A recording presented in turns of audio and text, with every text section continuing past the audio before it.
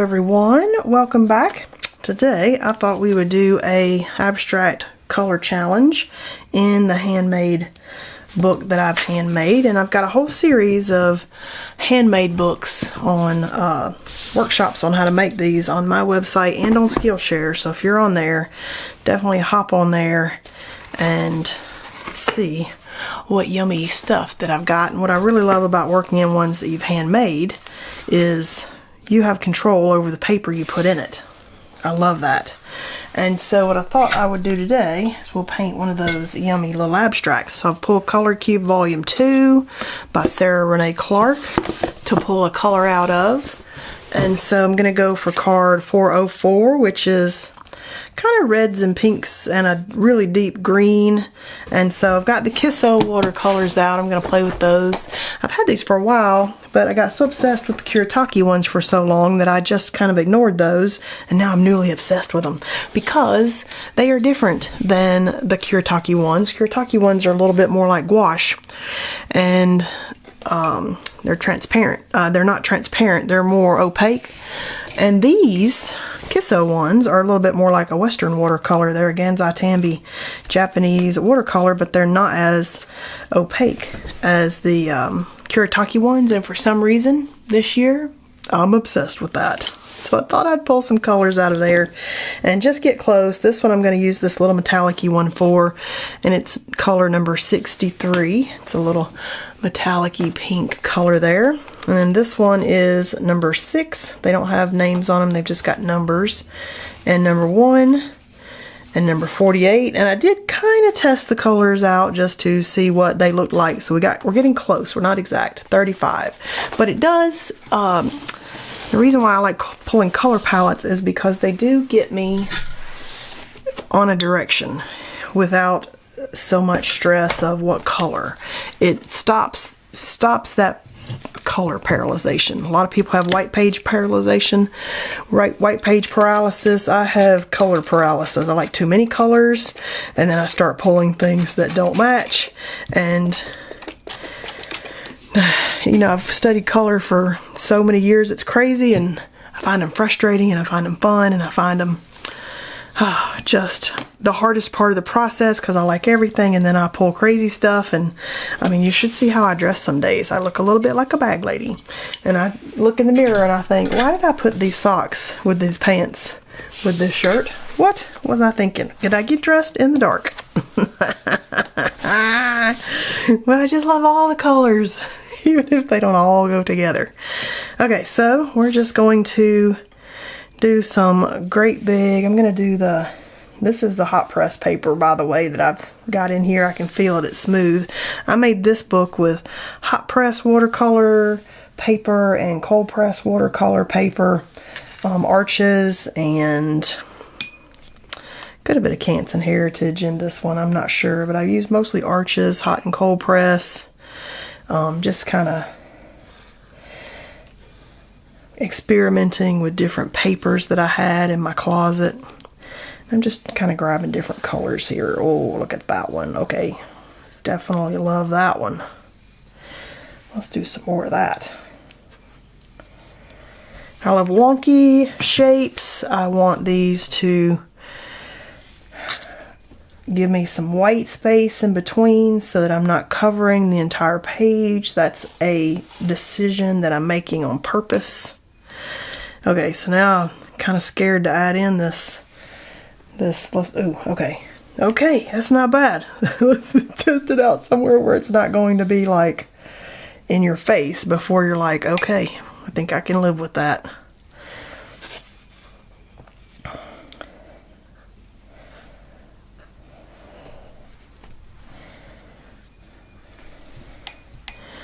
Alright, so a tiny bit different than some of the other ones that we've done, but I'm still kind of digging it. So I might fill in a little bit of my white spaces before I stop and let this dry, and then we can mark make.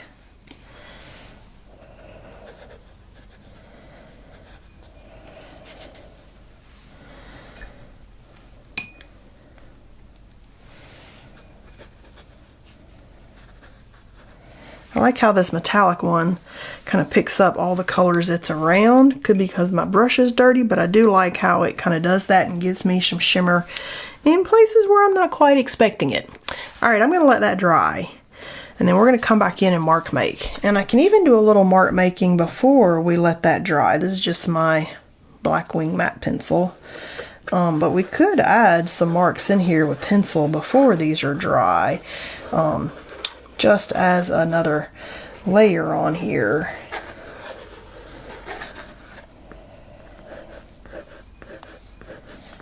And I'm not making it so dark that it's obvious, but I am adding it in where you could, as you get closer, think, ooh, what is that?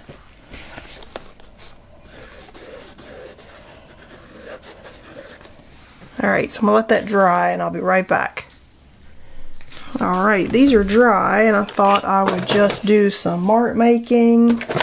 Maybe pull some colors that are kind of in our color palette. And I've got these art crayons. These are the Marabou art crayons. And just kind of looking through to see, you know, which ones of these are kind of in our color palette. Because this we can do some mark making and they'll dry pretty fast. And so it'd just be kind of interesting to see. Apparently I haven't even pulled the plastic off of this one. The easy way to pull plastic off these is to twist it around a little bit so that it kind of grabs.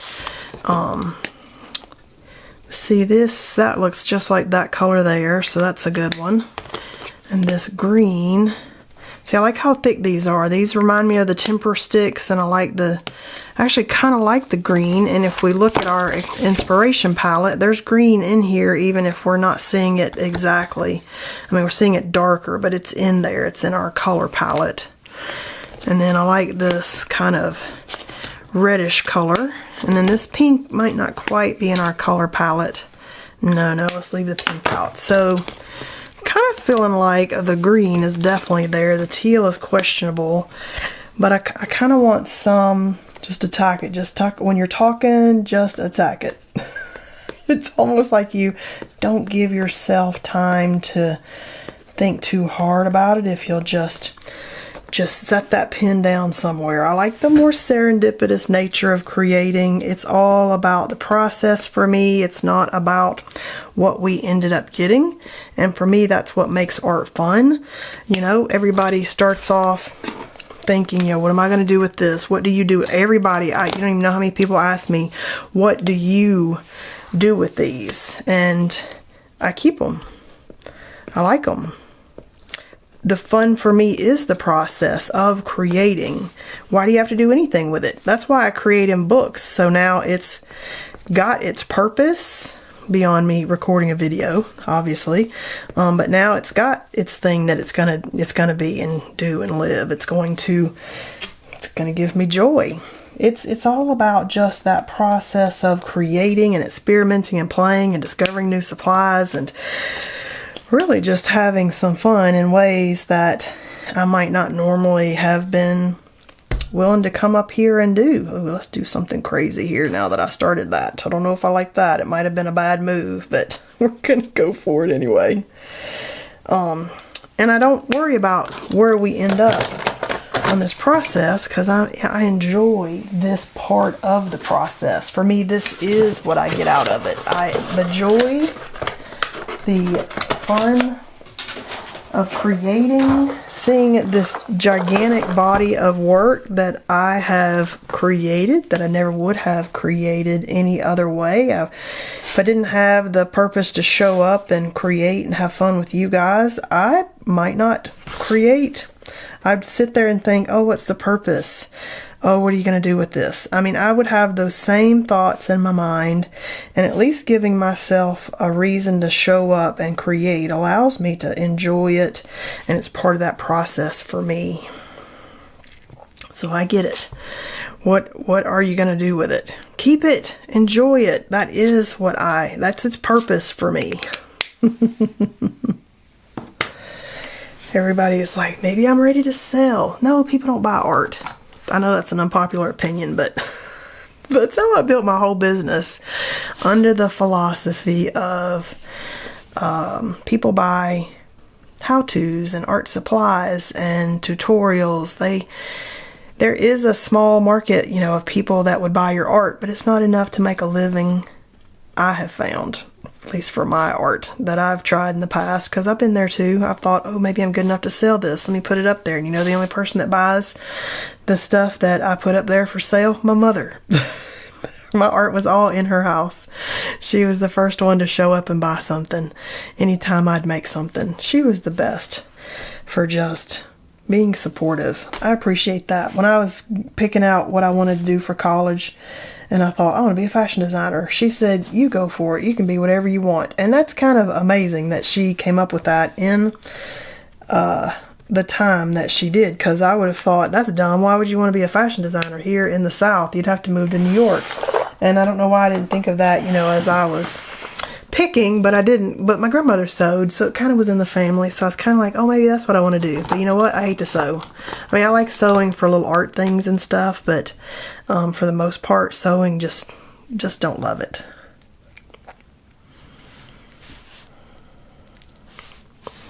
Do I want this color?